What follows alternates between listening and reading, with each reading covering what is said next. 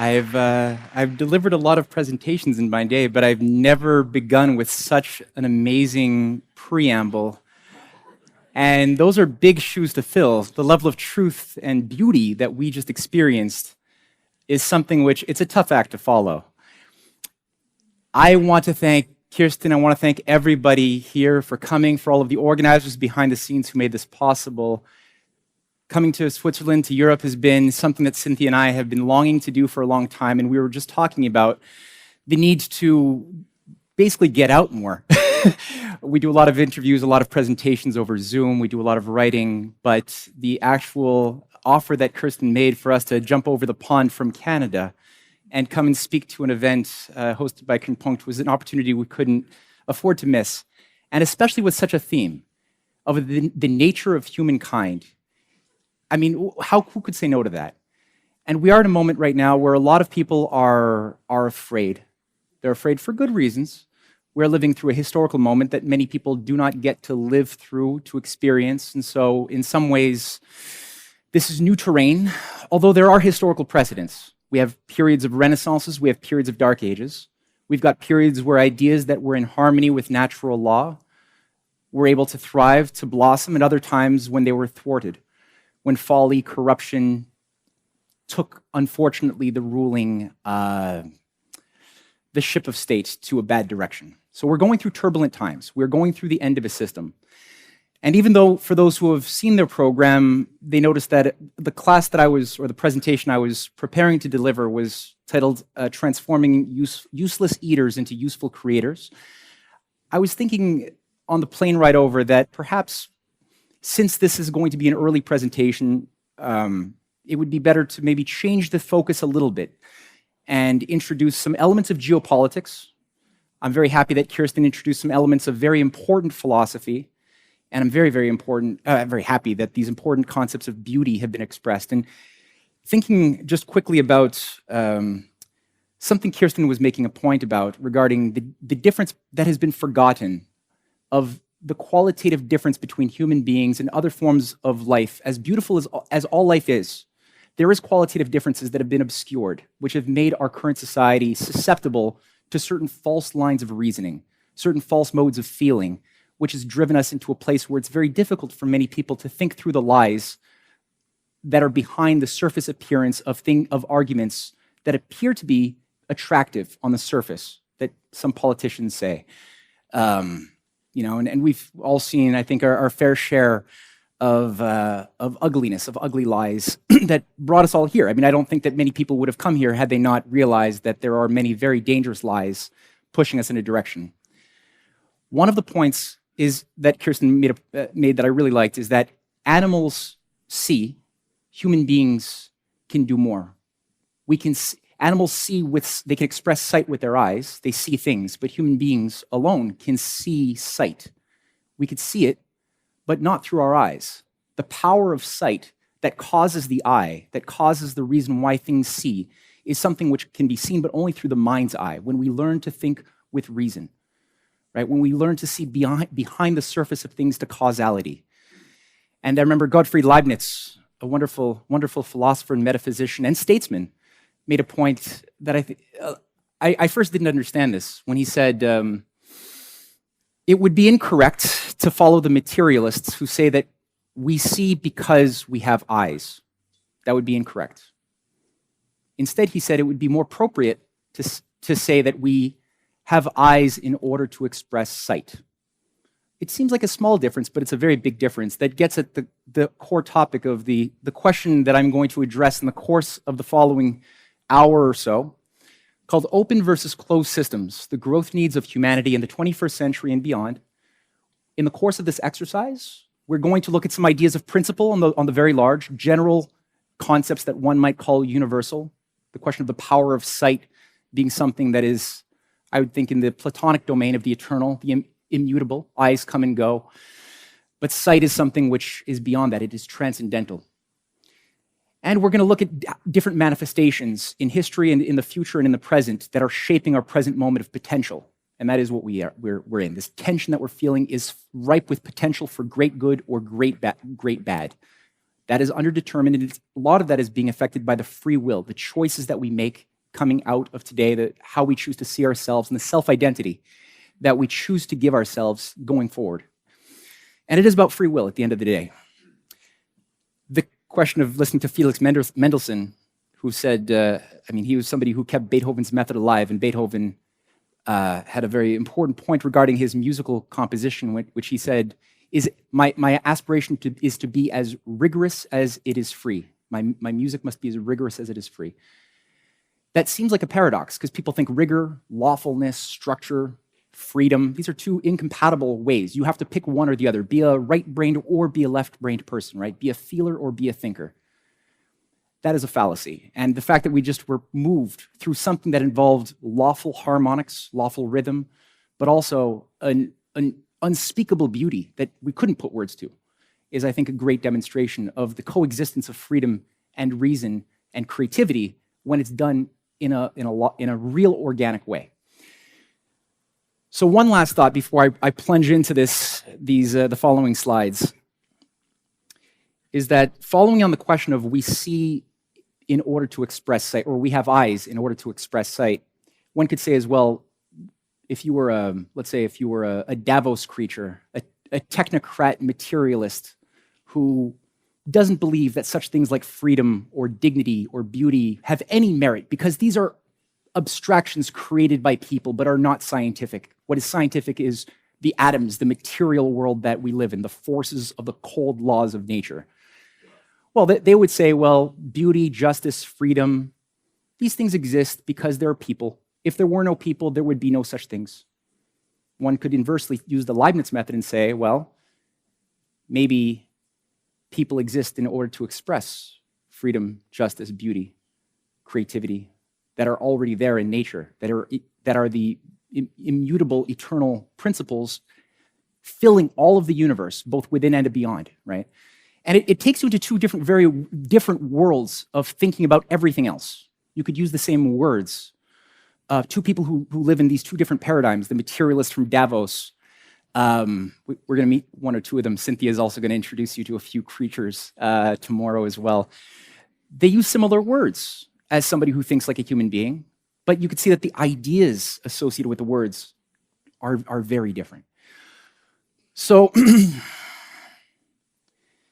I wanted to plunge into this question of the two systems that are currently pulling us into two different directions as a society, by beginning with a beautiful quote that I loved from a universal history lecture by Friedrich Schiller, from his 1791 comparative analysis of the constitutions of Lycurgus's Sparta and Solon's Athens. And Schiller really set the tone very nicely for this presentation, because he basically said, how do you evaluate laws? How do you evaluate good versus bad laws? Some people might say, oh, but it's a law, you have to follow it. But if the law is designed to enslave you, well, is that really a law in that? It might be an unlawful law. It might be a form of violence, as St. Aquinas proved and demonstrated, as did St. Augustine. So Schiller says, in general, we can establish a rule for judging political institutions, that they are only good and laudable to the extent that they bring all of the forces inherent in persons to flourish, to the extent that they promote the progress of culture, or at least not hinder it. This rule applies to religious laws as well as to political ones. Both are contemptible if they constrain a power of the human mind, if they impose upon the mind any sort of stagnation. A law, for example, by which at a particular time appeared to be to it most fitting, such a law were an assault against mankind, and laudable intents of whatever kind were then incapable of justifying it. It were immediately directed against the highest good, against the highest purpose of society. I'm sorry for the translators who didn't have this quote, I just threw it in there. So, what are the two systems? What are the two ideas of law? Well, some people might know of this figure named Antonio Guterres. And in last year, September 27th, he made a point that I think is a useful point that plays into what I want to say today. When he said, I fear our world is creeping towards two different sets of economic, trade, financial, and technological rules. Two divergent approaches in the development of artificial intelligence, and ultimately two different military and geopolitical strategies. This is a recipe for trouble. It would be far less predictable and far more dangerous than the Cold War. That's true. He observed something very true. A lot of people miss that. And if you were asking, well, which one of those two different strategies, paradigms of economics, trade, technology, does he situate himself as? Well, the reason why he's shaking the hand of Mr. Schwab is because a year before this, he made a little bit of a devil's pact integrating the World Economic Forum into the United Nations. That doesn't necessarily mean everything in the United Nations is bad, but it is a big coup d'etat. And it does situate his heart and mind. Where is he invested? And what does he represent? So what is he talking about? Now, a lot of people talk about, I talk about open versus closed systems a lot, multipolar, unipolar systems that are sort of pulling with two different intentions, two different paradigms onto our future. In my assessment, I think one of those paradigms, with its faults, is much more in harmony with natural law and the general well-being of mankind's true nature than the other one. I'm going to go into some reasons why. We're going to look at a lot of case studies, some examples of both of these open versus closed systems, but I just wanted to do a quick rundown, just to make it simple. So in the simplest way, open systems are defined, as I point out here, non-zero sum. All right, the idea that the whole is equivalent to the sum of parts, or is the whole more than the sum of parts? Again, seems like a little bit of a dispute. It's a big difference, right? If you think that I'm just the sum total of the atoms that make me up, well, then where's the space left for the soul, for the question of the identity that is Matthew, right? When I look to myself in the mirror today, and I compare myself to the child who was 4 years old looking in the mirror many years ago, it's mostly all different atoms, right? All of the molecules that made me up then, the vast majority have been born, have died, have been replaced, but something remains. The feeling that I had when I heard a lie, the feeling, there's certain qualities about my identity which must be more than the sum total of the parts. So non-zero sum versus zero sum, right? The whole is, as I said, more than the sum of its parts. That in open systems, there are relative limits to growth. So whether you're dealing with a society that was 100 years ago in Basel or 200 years ago in Montreal, there would have been certain limits pressing on that society's potential. The average life expectancy in Montreal would have been 43 years of age in 1900. Today, maybe about 80. The ability to sustain people was contingent upon a lack of utilization of electricity, the lack of certain discoveries in medical technologies, which would have involved people dying that didn't need to, or babies dying that didn't need to, which today we know we have been able to overcome. But it's all contingent upon the discoveries that were made or not made, right? The mind's metaphysical ability to penetrate into the secret laws of nature by eurekas, that then can be translated into new types of technologies, allow us to overcome those limits to growth if we're moral. If we're moral enough to, one, make the discoveries, number two, moral enough to allow for the transformation in an improved way to the society as a whole that will benefit from those discoveries. So those two things have to be made. And on top of that, the willingness to prepare the groundwork for future such discoveries that always need to be made, because there will always be limits pressing on us. The question is, what's more important, the ability to leap over the limits, or is it the limits, the constraints that define whether we can have 1 billion, 8 billion, 20 billion, or more or fewer? Some people today think that we should have fewer. Some people think it's maybe 1 billion is all that should be permitted in a world dominated by inbred oligarchs. That might be attractive to some people. I think it's horrendous. Feudalism, I don't think that was ever, people make a case that maybe feudalism had a purpose in its time. I don't even think it did. Win-win cooperation. So for a political application, every time we see this open system approach express itself, there's a focus on win-win. Where do all participants benefit from certain actions, instead of this idea of win-lose, which we'll see more of. And for political effects today, multipolar. There's an idea of the sovereignty of nations in the idea of how different units of society generate international treaties, laws, accords. Do you have one center of command that imposes itself onto the system?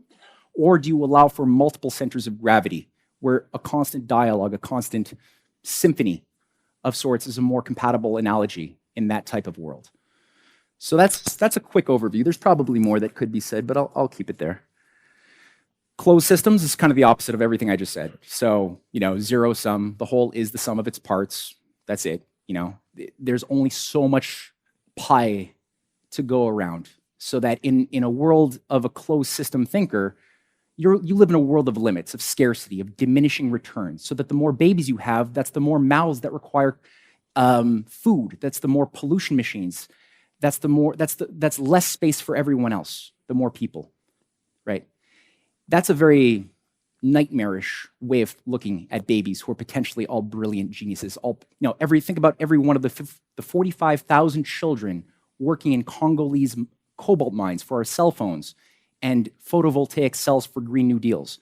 Those 40,000 children could equally all be a Felix Mendelssohn, a Beethoven, or an Einstein. But certain opportunities have been deprived.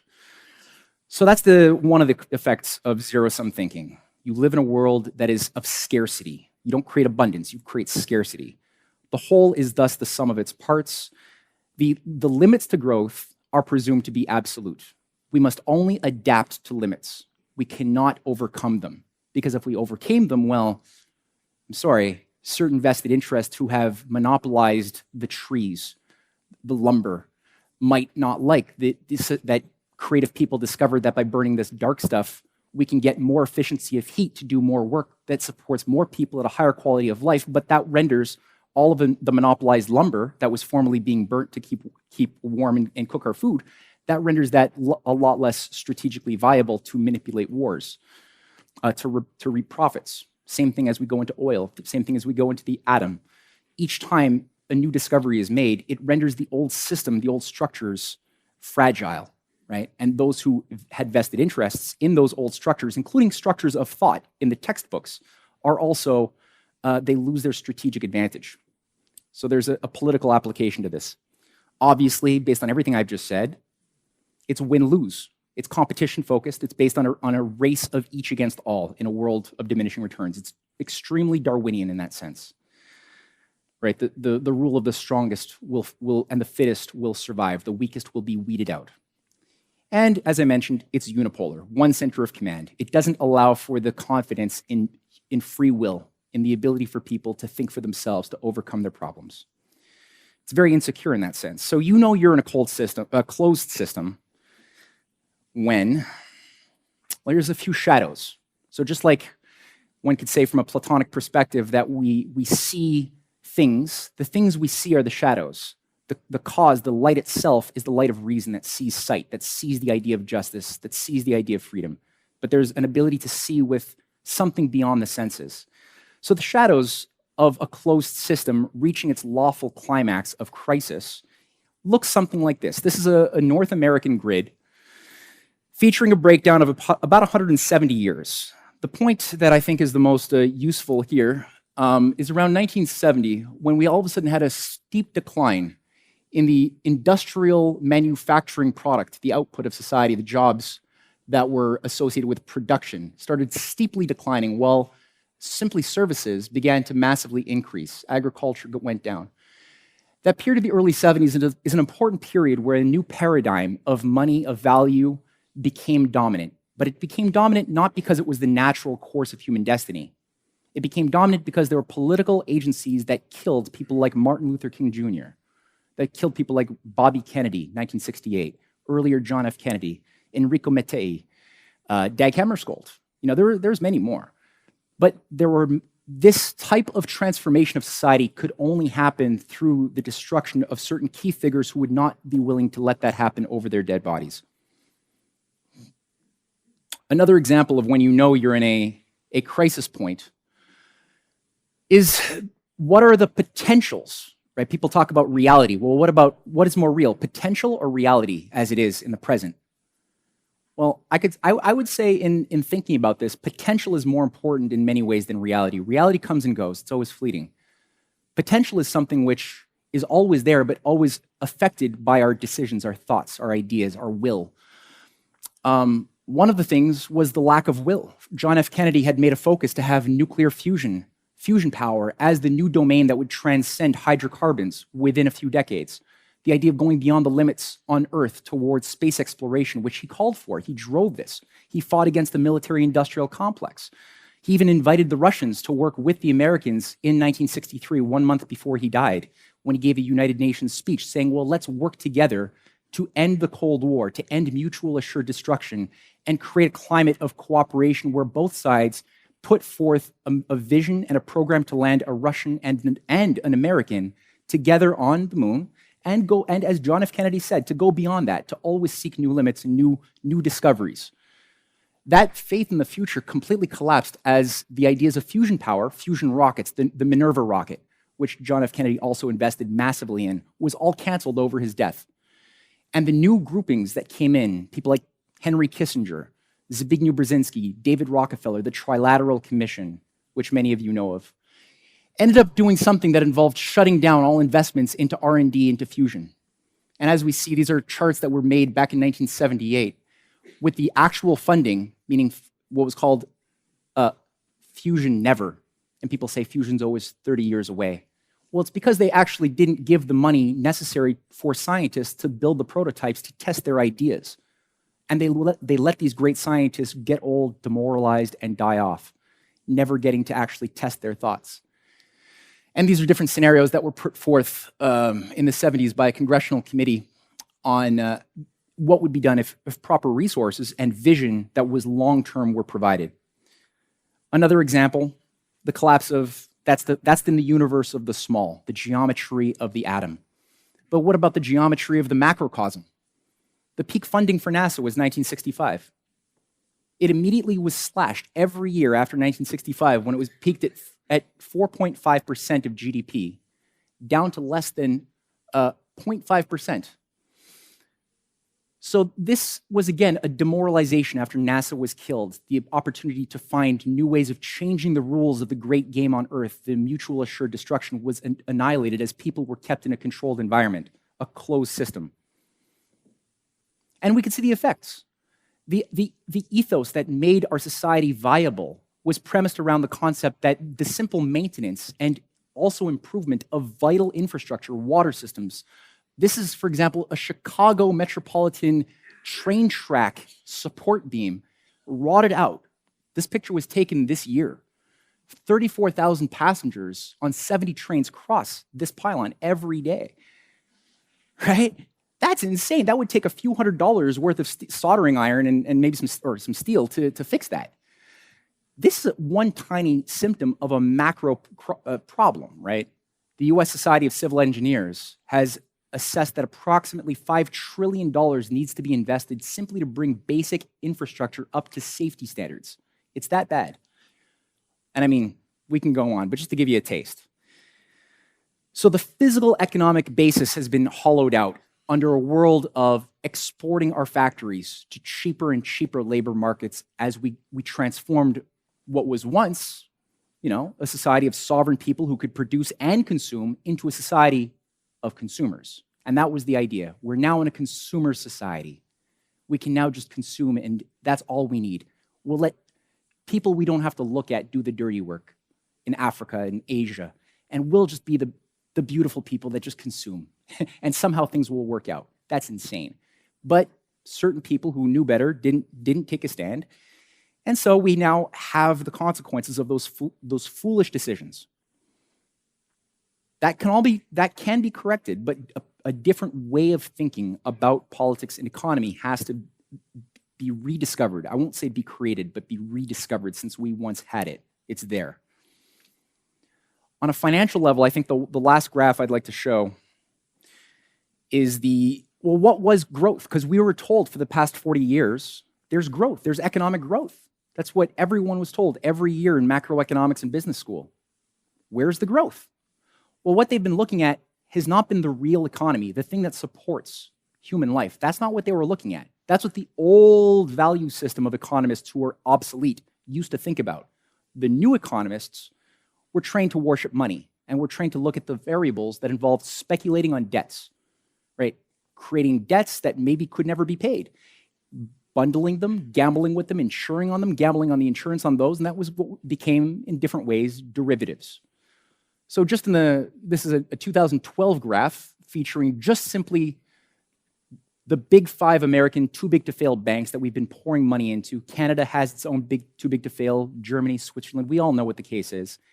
These banks have created mergers and acquisitions overseen by things like the Jacob Rothschild Inter-Alpha Group that set up the stage in the 1970s for the deregulation of the system that would then permit the things that would formerly be seen as illegal, right? The idea of speculating on unpayable debts was something you would go to jail for in the 1960s. Then it became something you learned in Harvard University by the 1990s. So this is a bubble upon bubble upon bubble that we've been printing money out of thin air to simply keep these zombie banks afloat for over 10 years. That's insane as well. The real economy has not benefited by the money printing. So what are some of the geopolitical effects? Oh, and keep in mind, I just want to say, if anybody at any time wanted to deal with this the proper way, instating Glass-Steagall would have been a very easy, and still is a very easy, viable thing to do, to break up the banks, separate the cancerous tissue from the healthy tissue, and start a process of rehabilitation of the real economy. That can be done, but it requires that people think about the symptoms more seriously. They have to think kind of like like a doctor, like Franklin Roosevelt, who did this in the 1930s. So look to the past expression of when this sort of thing was done. When did we break up banks? When did we subvert great resets, one world governments? When? Because it's been done. All right, so what are some of the geopolitical manifestations? Well, every day we're told by the mainstream media, we open up the newspaper, we look at the TV, or our news feed on social media, and we see different hotspots. You know, Ukraine has been on fire for a year. That's a crisis. Moldova, increasingly there's discussion around Transnistria, finding itself under attack maybe. We have National Endowment for Democracy, CIA operatives working to light fires, even in Kosovo, trying to instill or stimulate a breakaway orientation in Kosovo. And we have the same thing in Georgia right now. There's riots in Georgia over a simple bill that would involve foreign-funded organizations to simply state that they're foreign-funded. That's all it is.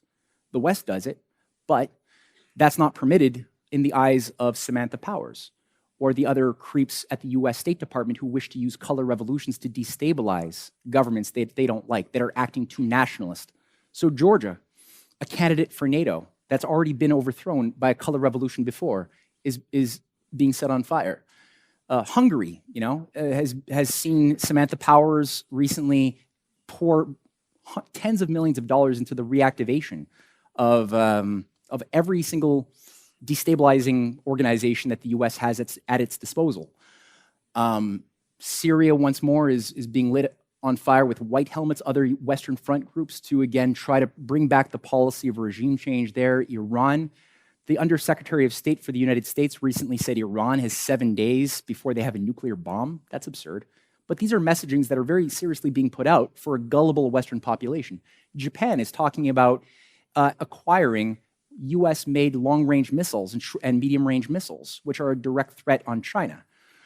They're also talking about joining a new Pacific NATO, along with a variety of other Pacific nations. South Africa is witnessing the dangerous, what seems to be another color revolutionary effort to destabilize them. And all of this is being told to us by the media as if it's all separate things. As I think everyone can guess, they're all part of the same thing. What I just mentioned regarding the breakdown of the system is one element. The other thing, the other unifying factor, which helps a lot, is to just sort of hold in the mind's eye the whole. The 880 plus US military bases spread out around the world.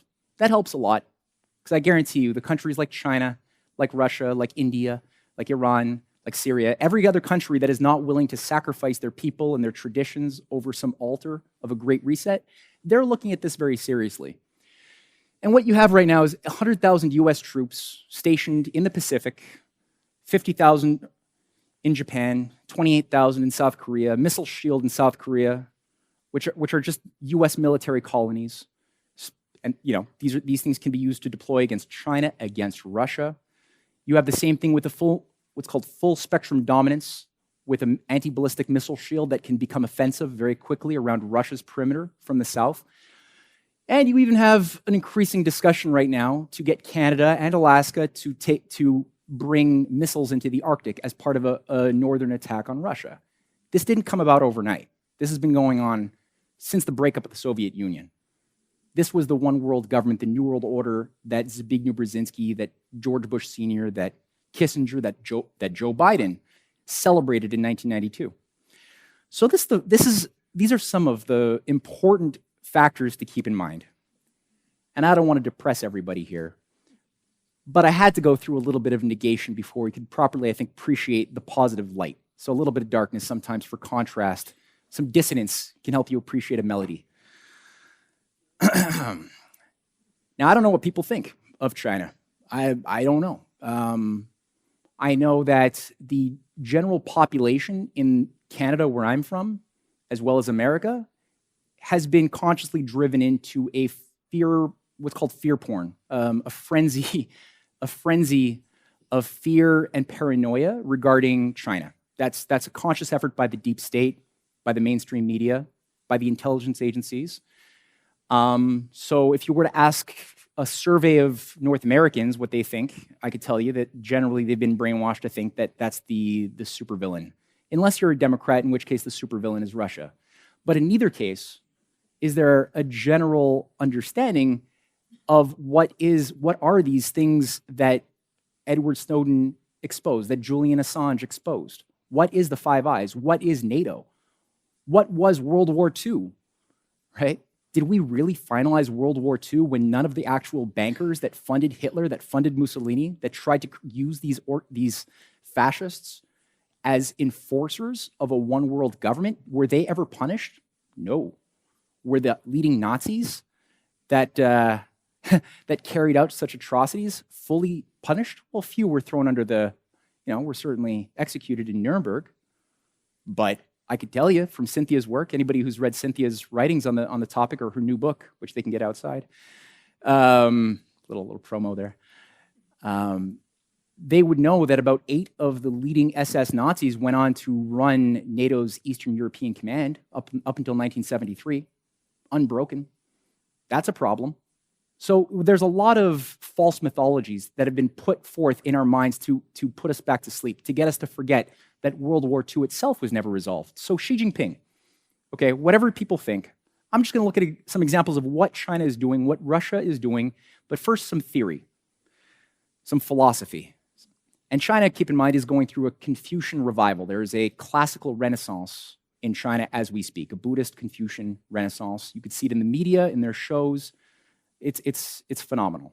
But he made a point to the Central Committee in 2016 describing systems and how to navigate through the coming storm, that coordinated development is the unity of balanced development and imbalanced development.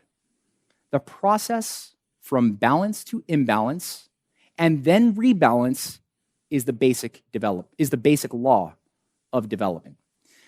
Balance is relative while imbalance is absolute. Emphasizing coordinated development is not pursuing equalitarianism, but giving more importance to equal opportunities and balanced resource allocation.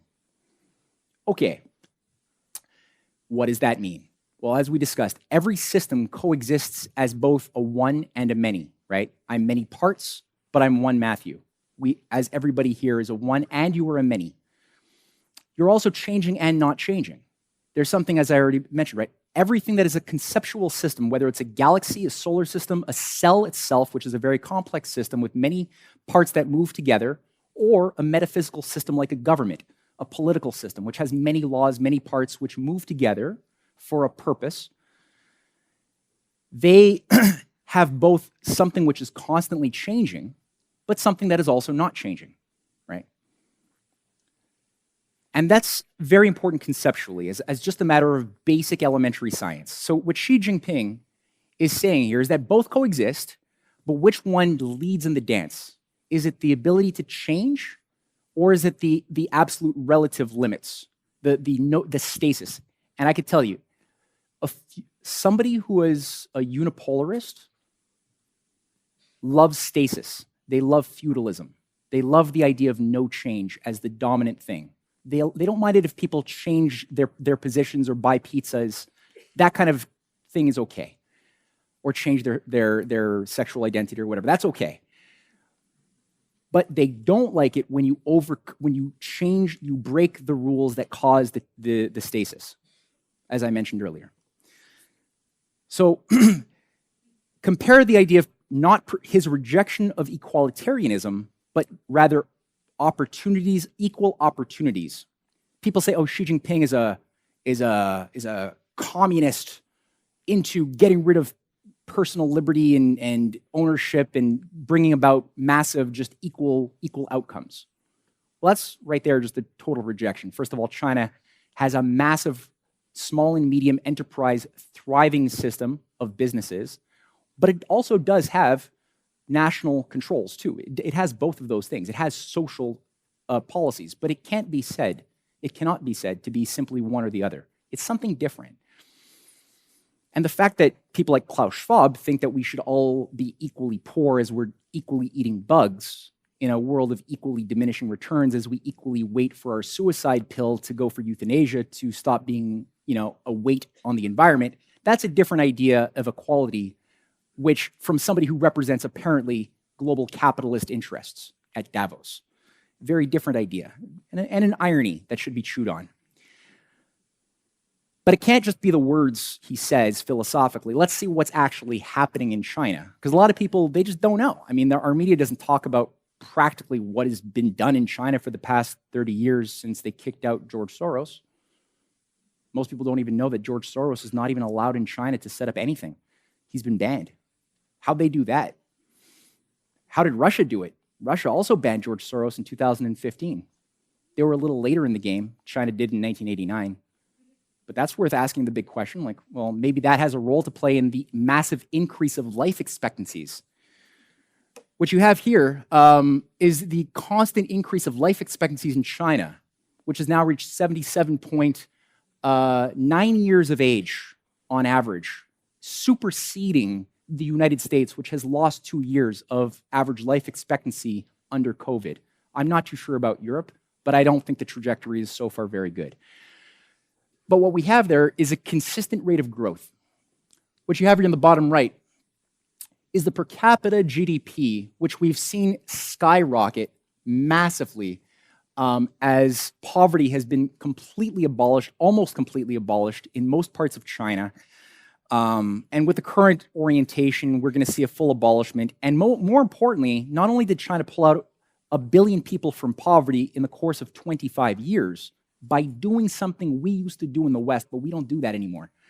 They were not also able to offer it to other countries, their development model that allowed them to do in 30 years what it took the West 300 years to do, to go from pre-industrial to where we are today. Just keep these variables in mind. What you see up there, do people know what that is on the upper left-hand side? High-speed trains, high-speed rail. In the year 2000, China had zero high-speed rail that can go between 300 to 500 kilometers per hour, in some case more. Today, 30,000 kilometers, which they're going to double soon, on top of the growth of about 140,000 kilometers of conventional standard gauge rail. This is miraculous. Canada has zero. The US, pretty much zero. France has done well, but that's due to policies they let go of many decades ago. And that's a quick example of a high-speed train. They also have maglev, German innovation. Germany canceled their maglev plans for magnetic levitated trains. China built not only one, but they have current plans to build 5 more. That's a very different way of thinking about economic value. Think of Guterres, Antonio Guterres, right? There's 2 different paradigms of economic value that are splintering off. He obviously wants China to remain in the cage that they were in the 1980s, or go back to the promise of being part of the controlled demolition. Outside of China, what we have seen, this also, you have to hold that international US military ring of bases around Russia and China in your mind when you see this. This is the Belt and Road Initiative, one of many maps showcasing the miraculous rate of international connectivity instead of dividing to conquer, which is another symptom of empire. You know, anybody who thinks of a zero-sum game thinks in terms of divide to conquer. In opposition to that, there's unite and bring people together for common interests. So the rail development corridors involve one corridor through Russia, from China into Europe, from the north. Also a middle corridor, which we see there, underlying both Iran with another branch going over the Caspian Sea through Turkey into Europe. Another one that we don't see there is a southern corridor, which is currently being built up, that involves rail connections between Iraq and Iran. The Shalamshah-Basra Railway is currently under construction, which could easily connect to the 1,500-kilometer already existing system in Iraq that could go into Syria as part of a broader reconstruction program of the Middle East. That's one thing. There's other branches of this in Africa, in Arabia, in South America too, and offers for the West to join in this process of development. We've said no so far. So open systems thinking, which is what Xi Jinping expressed. When you listen to the leadership of Russia, if honestly people don't read Putin's speeches, they don't read Glaziev, his advisor, who we're going to look at a bit more. They don't listen to their speeches, they don't read them, the transcripts or translations. But if you do, a theme you see coming up quite often is reference to the technosphere, the noosphere of Vladimir Vernadsky. Vladimir Vernadsky is a bit of a folk hero in Russia. There's a Vladimir Vernadsky Institute. He was the most important president of the Russian Academy of Sciences throughout the 1920s, 30s, 40s. He was the head of the Committee of Productive Forces that was instrumental in Russia's role in World War I as well as World War II. He was the father of Russian nuclear science in many ways. And he was the founder of the Ukrainian Academy of Sciences, somebody the current batch of Azov-loving Ukrainians don't tend to talk about very much. But Vernadsky had a very interesting contribution to the field of natural science. Number one is he saw that space-time itself is not something devoid of life or mind, that no naturalist could ever explore the universe by assuming that there was such a place, there was any place that was not filled with the principle of life or the principle of mind. And the reason is that he believed that purposefulness is everywhere.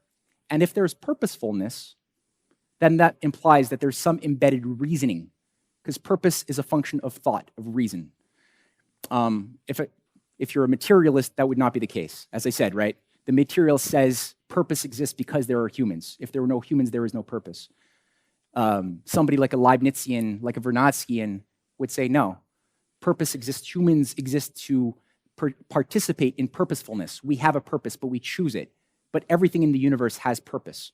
The planets in the locations that they're in must have purpose, right? And the fruitful scientist is exploring that. The Max Planck, the Einstein, the Madame Curie, the Dmitry Mendeleev, they hold that firmly in their hearts when they explore the unknown, when they leave the known, right? They're not computers. Computers can't do that.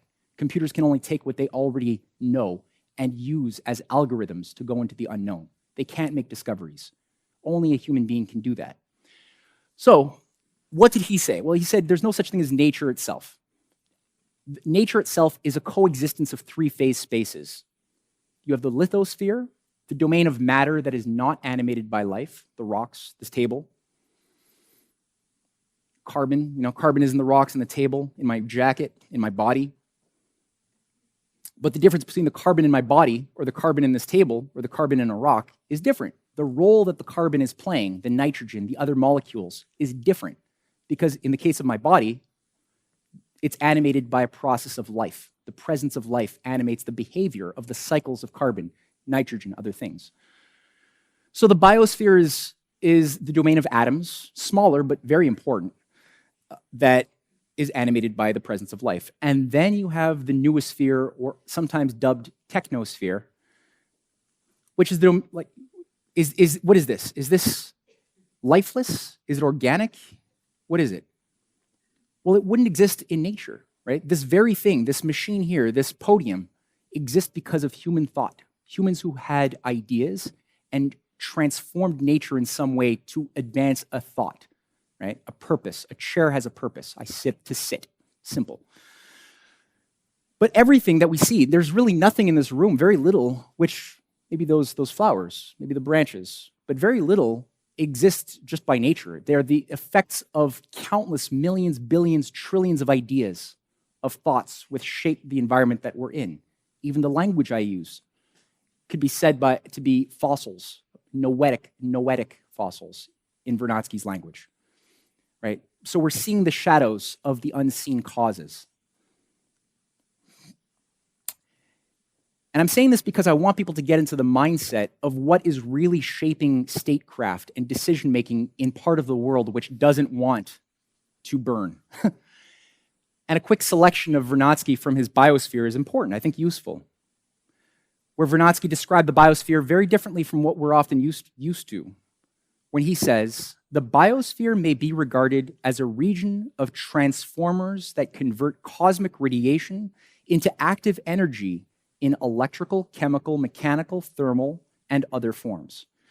Radiations from all the stars enter the biosphere, but we catch and perceive only an insignificant part of the total.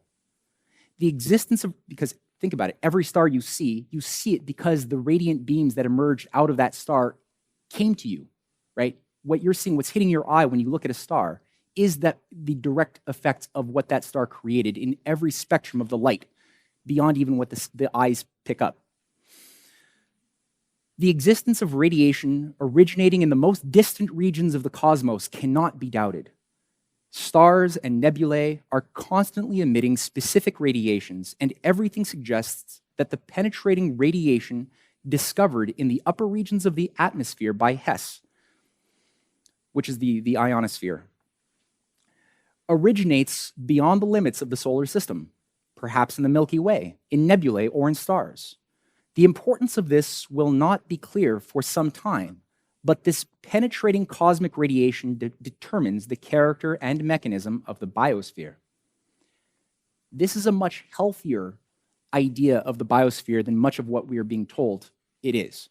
It's not simply an Earth phenomenon, it's a universe cosmic force, mediated by certain processes like the ionosphere, right, the atmosphere, the stratosphere, that mediate intergalactic oceans of cosmic rays that emanate from every star, from nebulae, from everything, which generates the atoms on the periodic table that are being generated within stars by processes we don't even understand yet, not even close.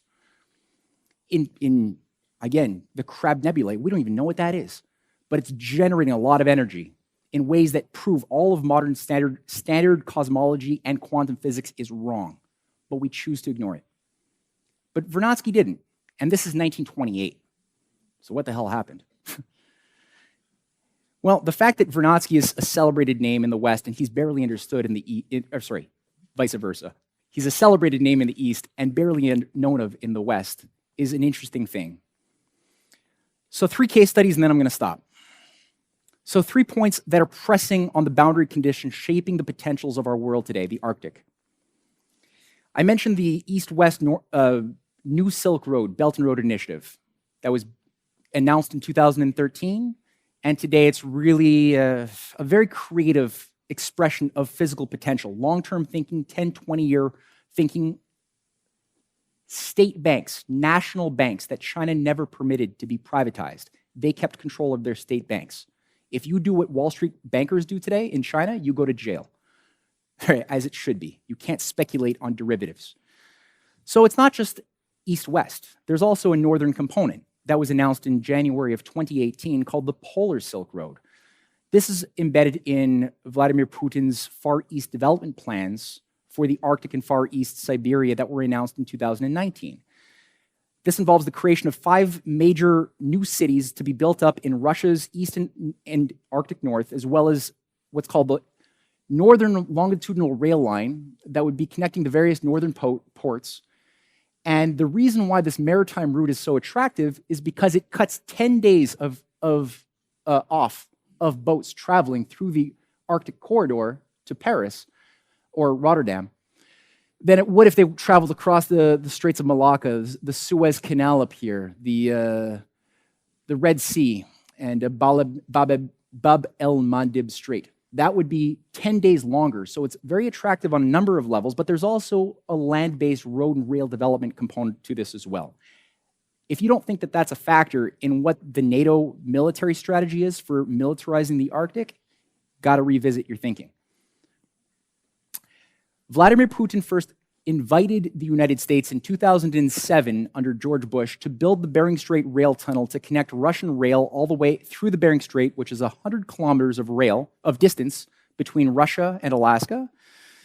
It would have been a 30-year project. Russia offered to pay $60 billion, and Dick Cheney would not say a word about this. He basically told Putin, screw off. Now, keep in mind, that was a few weeks after the Munich Security Conference speech where Vladimir Putin first called out his understanding that the ballistic missile shield being built up over the ashes of color revolutions in Georgia and Ukraine was a direct aim towards a destruction of Russia.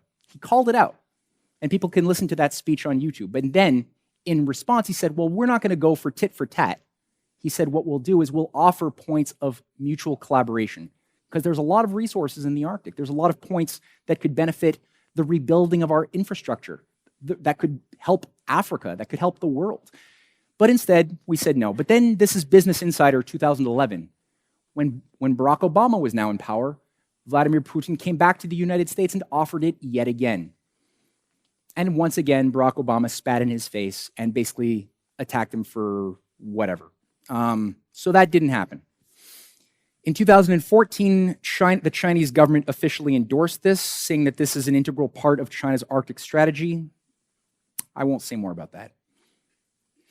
But Putin, the Chinese, they know their history a lot better than the West does. And Putin also understood that this used to be the most important driving force of 19th century geopolitics after the US Civil War. What you see right there is an 1890 map that was commissioned by Colorado's first governor, William Gilpin, called the International Cosmopolitan Railway, featuring rail built up using sovereign national banking, as he outlined. He actually calls for Lincoln's greenbacks, which is what won the Civil War, to be revived and used in collaboration so that nations would be able to overcome the systems of empire and have a new system of mutual cooperation for a new paradigm that, unfortunately, a bunch of assassinations and a bunch of wars and regime change operations in 1905, 1917, well, 1914, and then World War II kind of disrupted a lot of this. But Alexander II, the Tsar who was also assassinated in 1880, was also for this, building telegraph lines and rail through that Bering Strait. This is an old idea. That was part of the big reason why Russia sold Alaska to the United States in 1867. That's part of the big reason why Russia saved the United States by sending the Russian Navy fleet to the coasts of the United States. That stopped the British and the French from going in militarily supporting the Confederate South slave owners from seceding and declaring themselves a nation. So Russia and America actually have a deep brotherhood, a strong history together that were tied around the mutual development of the Arctic. Alexander III was for this, who oversaw the building of the Trans-Siberian Railway using American engineers and American trains built in Philadelphia. He was assassinated as well, poisoned probably by anthrax. Not anthrax, sorry, that was stupid. What's the Frank Capra movie? Arsenic, that's it. Arsenic Old Lace, that's it. Arsenic. Nicholas II, in his own time as well, was for this. We know what happened to him. So, in Canada, I got to do a little tip of the hat to Canada, that's where I'm from. There was one effort, a serious one, to have Arctic cities and a new platform of development for the last unexplored territory on the Earth under this fellow here, John Diefenbaker, probably the only authentic prime minister that Canada had in the 20th century, who a few months after JFK was killed, found himself overthrown in a coup d'etat. There's a whole chapter on that in my book. This is an outline for a government-funded prototype of science cities in Nunavut that would involve utilizing small nuclear reactors with advanced cities, both for science, development, but also whole families. It's really hard to imagine that way of thinking, but he wanted this to be the basis of a new paradigm of development. It would have been done largely with the help of the United States under John F. Kennedy, and also probably would have offered a lot of new dynamics to Russia as well, but we don't know.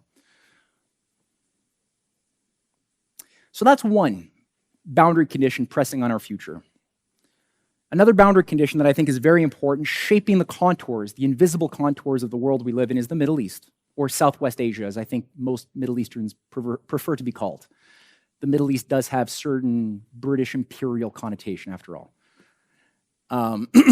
So what does nation building under a unipolar agenda look like? Well, we know what democracy building, the rules-based international order that we're supposed to champion, we know what that's done for Iraq before and after nation building, Libya before and after nation building, Yemen, Syria.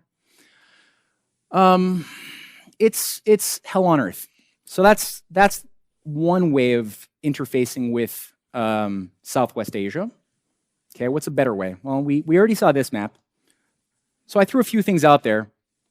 Okay. Well, as of now, China has just brokered a deal to normalize relations between Saudi Arabia and Iran. That has now happened in Beijing. That's a big deal. That's a huge deal. Because up until now, Saudi Arabia has been used, much as Turkey, as a conduit or a tool of Western imperialists to launder money, to fuel, to use basically oil revenues to support black operations, the support of terrorism, ISIS. None of these things could exist were it not for conduits in Saudi Arabia, certain assets in Turkey. But recent years have shown the leadership of Turkey and of Saudi Arabia, especially in other Gulf states, that their future is not necessarily as secured as they thought. They're much more flush, in English the word is flushable, disposable, than they wanted to believe. So what we've had is a transition, a motion towards building diplomatic lines, even recognizing that Syria cannot be overthrown anymore. The UAE, Saudi Arabia, Turkey have finally come to grips with that fact and are reopening diplomatic channels. Very important concepts. But it's also tied to the fact that China is offering Saudi Arabia and other countries the chance to not just be stuck in oil, but to have manufacturing, to have science and technology. That's something that the West never permitted, ever. Here's one quick example of something that was being done in Syria called Bashar al-Assad's Grand 5C strategy, first unveiled in 2004, involving the connection of all of the major Red Sea, Persian Gulf, Caspian Sea, Black Sea, Mediterranean under rail and development corridors. That would have brought about a very different dynamic, which unfortunately was upset with the Arab Spring and then everything that came after 2011 in Syria. But that's being brought back. There's new discussion now on a very high level to bring back and revive this very visionary program, which at the time was also working in tandem. This is a 2009 design, which was moving in tandem with Gaddafi's Great Man-Made Water Project. People have probably heard of that? Yeah, some have? Okay. This is a project, 2009-10, Gaddafi was working to tap into some of the fresh water resources, which are abundant under the Sahara, to green big portions of Libya and broader Sahara region. We don't know why that water went under. We know it is. So the question is, how do you use it to bring life back? Is the desert naturally just a lifeless desert? Is the desert happier that way? Or is it more natural to bring fresh water and bring the biosphere back the way it was 5,000 to 6,000 years ago in that region? Gaddafi was trying to, and NATO, that was the first place that was destroyed, were all of the different great man-made water projects, as well as other vital infrastructure. Again, not an accident. Another component that affects both Southwest Asia, but also the broader Central Asia, that plays a very big role geopolitically, is the international north-south transportation corridor. It was originally put online by India, Iran, and Russia back in 2002, but it stalled. It was sabotaged. Increasingly, it involves about 17 countries, 12 directly, that stretch down with both rail corridors, but also secondary routes, and manufacturing zones, special economic zones that would be built up. Different energy corridors too, that would go from St. Petersburg all the way down through Georgia, which currently has a Western-directed riot system going on right now to destabilize that government, into Armenia and Azerbaijan, down into Iran, with offshoots into Turkey, into Basra, into Syria, into Lebanon. You would have basically go down into the ports of Bandar al-Abbas in Iran, and hence into India.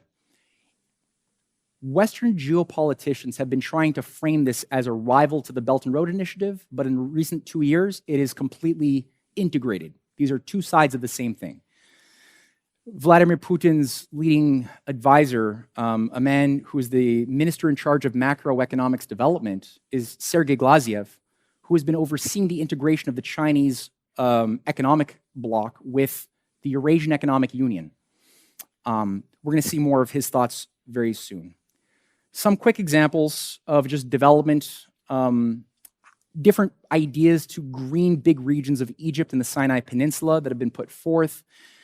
What you have here are rail lines that have been supported. There's, I think, 9 or 10 different rail lines, east, west, north, south, across the continent of Africa as part of the Africa Agenda 2063, which calls for not only a system of free trade within Africa for the first time to allow for the flow of goods within the continent, but also a protective tariff to stop the dumping of goods from outside, but also rail development that involves, in some cases, high-speed rail, like this middle corridor here from Djibouti all the way to Dakar.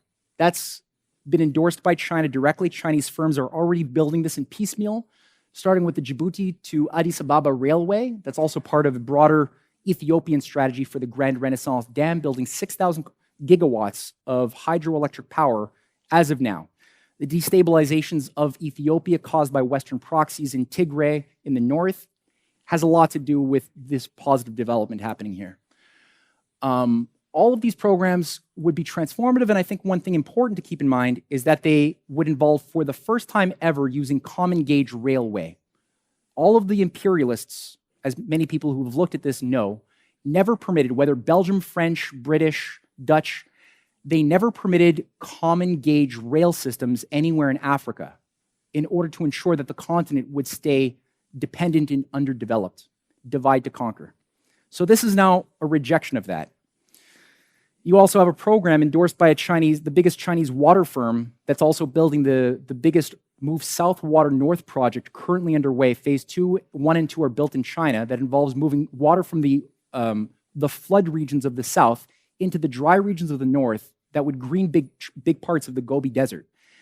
These same firms are involved in trying to, but it's being subverted, unfortunately, to move water from about 5% of water runoff from the Congo River Basin, where there is floods, not a lot of food growing, because it's so destructive. I mean, it's a very chaotic situation, and create gravity, the natural bridging of the mountains and some canals, to replenish Lake Chad back to its natural zone.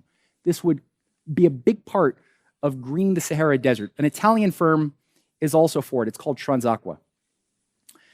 And just quickly, as far as what China has done, just one small example, there are hundreds of similar examples. The Loess Plateau in China is a quick example of healthy terraforming, where in 2009, we have lifeless desert.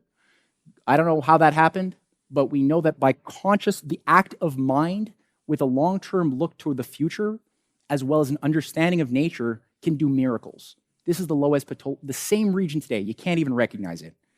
And think about the abundance created, right? The destruction of scarcity by the creation of abundance destroys the ability for people to argue that there's too many people on the planet. Well, if we have enough food, we don't really maintain that. And for those who have been saying that human economic development is antagonistic to nature, which is sort of a modern gospel doctrine you have to sort of believe before you even leave school. NASA just came out with this incredible set of findings by investigating the chlorophyll, the photosynthetic activity that was being evaluated by the satellites of NASA on the Earth, looking at the Earth. They found in 2019 that there is 5% more chlorophyll and photosynthetic activity on the Earth, mostly because of China and India. 75% of that increase of green mass is the direct consequence of India and China, not the West, which not coincidentally are the two countries that are the most engaged in industrial growth. That's not a coincidence. Last point. This might ruffle some feathers because a lot of people have been trained not to, or to react very bad when the issue of space is brought up. But it's an important point because we live in space, right? As Vernadsky pointed, the whole biosphere is a cosmic process, as are we. So, the importance of space, as I pointed out, John F. Kennedy understood this, that you create new visions that are not based on fighting for scraps on the Earth. The internet, cell phone, GPS, medical technologies, microwaves, there's so many things we take for granted that would not have existed had it not been for a driver of a space program that had all of these interesting, surprising effects along the way. When you're doing something impossible, it forces you to problem solve along the way that has all sorts of benefits. Polymers, mining, again, medical devices out of the wazoo have been created out of the space program. But it's also more important on a cultural level. It's a field for recognizing our common abilities and even happiness in discovering things despite our differences of nationalism, of ethnicity, of skin color. There's something that is more universal that unites us. And that's just a quick example of the International Space Program featuring a wide array of Russians, Americans, Europeans, who are basically pretty happy. Now, one problem here, and this is a quick outline of the Artemis program. One noble but failed attempt by the former president of the United States to create a basis of peaceful cooperation in space instead of weaponizing space. The current deep state in the United States that is active, running things like Space Force, is more interested in either having space for billionaires to make money off of having casinos in floating around space stations, or weaponizing space as part of an attack on China and Russia. So that's a very different philosophy. Just quick, I left my notes at home, but China and Russia together since 2019 have signed several different important treaties on mutually developing a lunar base by 2028 and putting human beings on the surface of the moon, which hasn't been done since they scrapped NASA in 1973. They're committed to doing that before 2030. China also landed for the first time ever a lander on the far side of the moon, which is where the greatest densities of helium-3 are located. Helium-3 barely exists on the Earth because of the Earth's magnetic field. The head of the Chinese Space Agency made the point that the reason why they chose the far side of the moon is because it has been receiving without a magnetic field, because helium-3 is still charged, a magnetic field would cause it to veer off, to bounce back into space. It has been just building up and piling up as it's generated from the sun over eons. One truckload of helium-3 can fuel the energy needs of Earth at a high standard of living for over a year. One truckload. There are several hundred thousand tons, as it's estimated, of helium-3 on the far side of the moon. That's a big deal. And the Chinese, the head of their space program, has made the point on many occasions that that is the purpose of, or one of the purposes of what's driving their program. They're also releasing probes to go to the edges of the heliosphere by 2049, much as the Voyager 1 and 2, to build up a broader mining program, both for asteroids as well as the moon, as well as basic science centers. And it's a very different application of the concept of machine learning, 3D printing, than we have in the West under the Klaus Schwab model. So the very idea of what this next phase of automation, fourth industrial revolution as we hear it, there's not one single idea. There's different paradigms. Another quick example, they've built 5 of the 10 largest hydroelectric dams in the world in the past 20 years. 5. One of the biggest dams being built now, which is going to be finished in 2024, is about 420 meters high. Very big dam. It's going to supply a lot of electricity and a lot of food-growing regions through reservoirs and other water collections. It's building it with not one human being. Purely 3D printed. It's already halfway done. So you have 3D printing going through layers with automated robots pounding the cement, being managed by a form of logarithms and AI. Very different idea than the type of mental shackles of a dystopic Philip Dick novel that we see people like Yuval Noah Harari pushing for the use of AI to control people's lives in a global feudal colony in the West.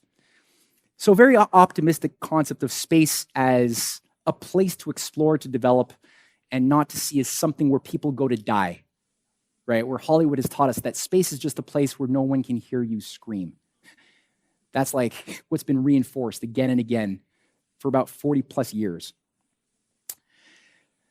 Last thing that's interesting here on this point, Dmitry Rogozin, the former head of the Roscosmos, offered the West in 2011, this is an RT cover of October 18th, 2011, where he said, well, instead of building the ballistic missile shield as part of a World War III policy against Russia, how about we mutually develop a strategic defense of Earth? Kind of reviving that thing that some people called Star Wars in the time of Ronald Reagan, but doing it to bring in now asteroids. Now that's again something that Barack Obama didn't want to hear about, and it disappeared. But conceptually, it's a creative idea because these technologies are not necessarily going to just disappear with a magic wand. As much as I would like to have a magic wand that would say all of the nuclear bombs in the Earth should romantically disappear tomorrow, probably not going to happen.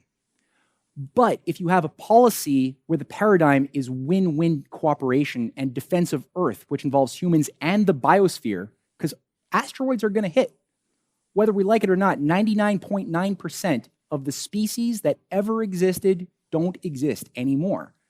But dinosaurs, as they say, didn't have the brains to make a NASA. They had little hands and tiny little brain, and they couldn't do much but wait for the asteroid to hit and kill. Human beings are the only species to express the potential to break an extinction cycle. It doesn't mean we're going to do it, but we do know that there are extinction cycles. And just quickly here, this is a recent discovery that just looking at the last 500 million years since the Precambrian period, what we have are discrete breaks in the biosphere, in the fossil records. We don't have evidence, as much as the radical Darwinians wish to believe that life changes gradually with random mutations, causing slow, gradual modifications. The fossil records don't show us that at all. What we have as evidence is simply that over the course of every 30 million and 60 million years, there's several cycles that are embedded that they've discovered using Fourier analysis, relatively, that you have whole systems going through some forms of cataclysm, destruction, sometimes volcanism, sometimes asteroids, sometimes all of that, sometimes ice ages. We don't know about the pole shifts either, right? There's a whole bunch of electromagnetic variables we don't even know about. But we know that it happens in a relatively cyclical manner. And there's been 5 big mass kills in the past 500 million years. But for the nihilist would say, well, doesn't that just mean, it's like to everything, turn, there is a season. What's the point, right? Isn't it just going to go back to square one? We'll do it all over again. Well, no, there's actual evidence of a higher growth function. So even though we have this up and down, it never goes back to square one. There's baselines where the new system has higher abilities. Amoebas were the only expression of known life that we find in the fossil records. At a certain point, it gets very boring, right? Single-celled amoebas are very boring. They're not bad, but that's what they are. They can only do so much. There's only so much diversity.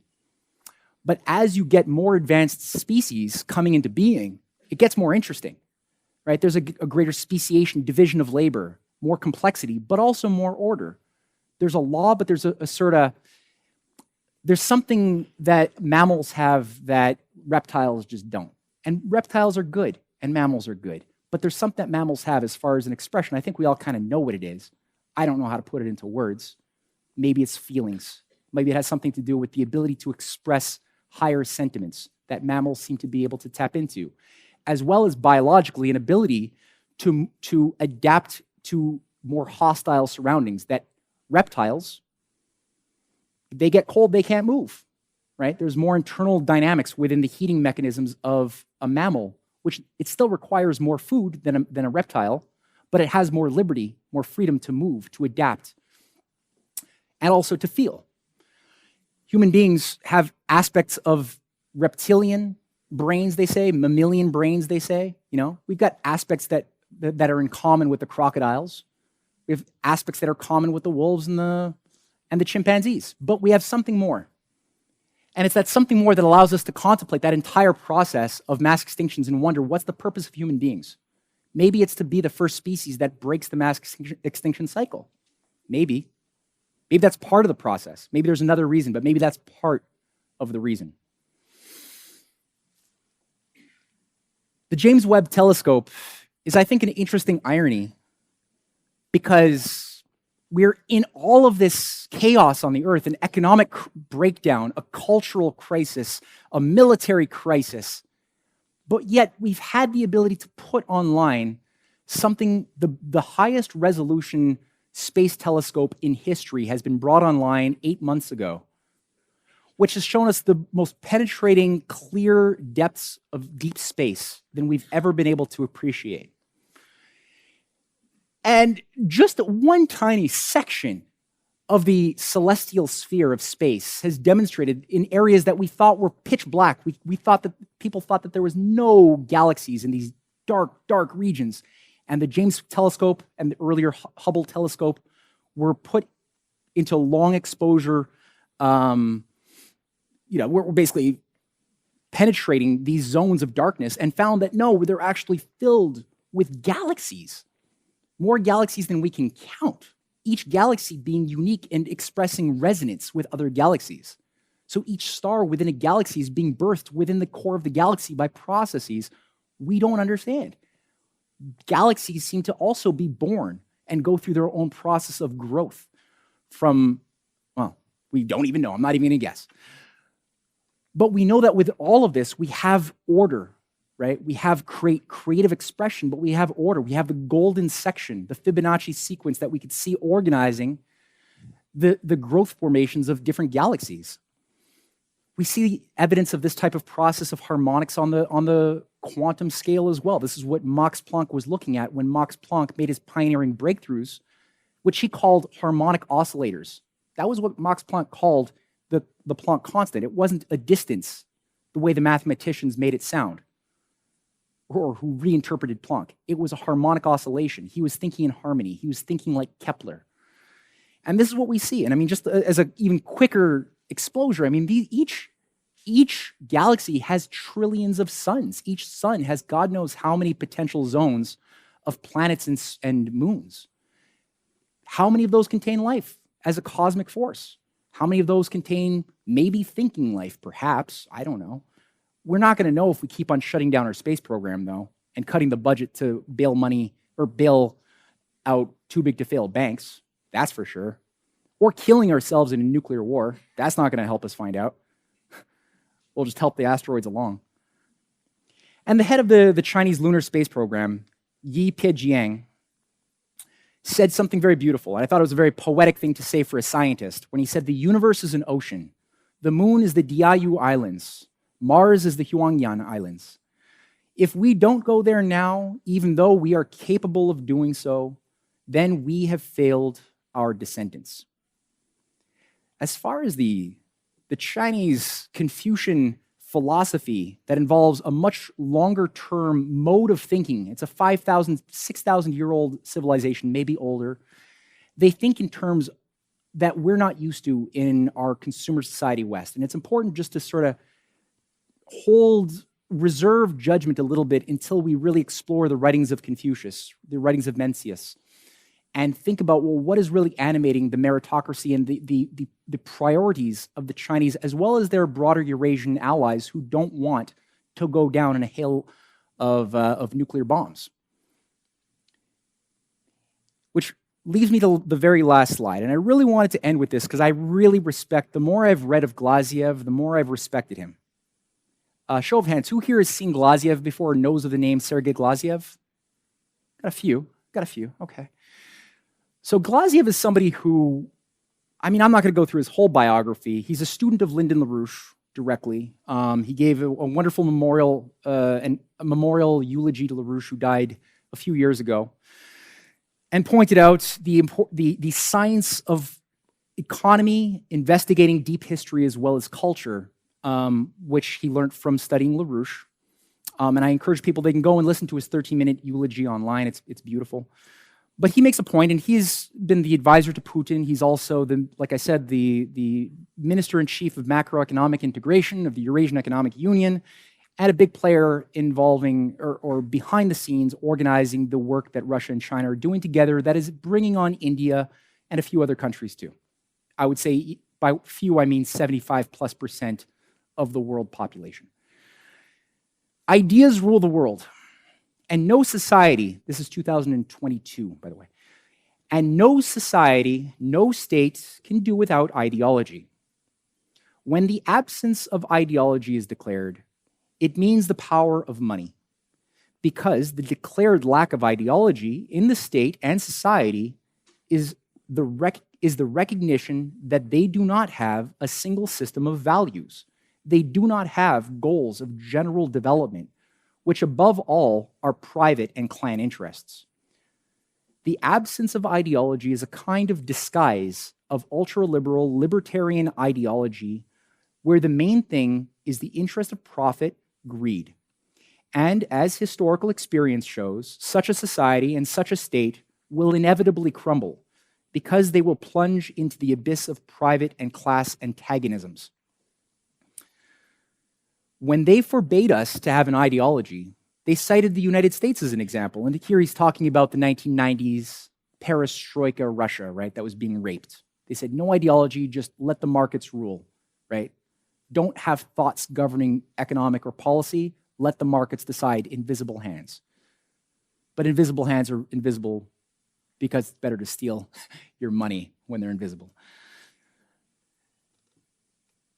They cited the United States as an example. They say, there is an ideology that is understandable to the average person, a house with a lawn, a car, etc. It was, of course, a simple announcement to the point of primitivism, because the real ideology that the American ruling class unwaveringly pursues is the ideology of world domination.